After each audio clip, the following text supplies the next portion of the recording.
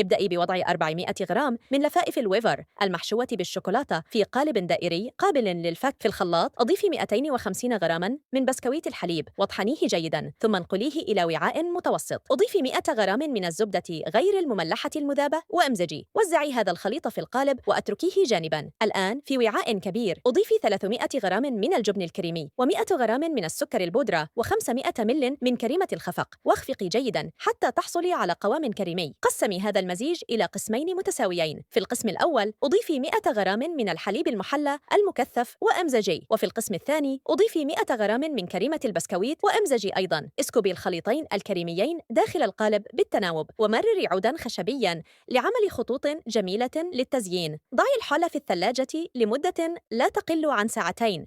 زيني السطح بلفائف الويفر والفراولة حسب الرغبة. الوصفة جاهزة. بالصحة والهناء. نلتقي في الوصفة القادمة.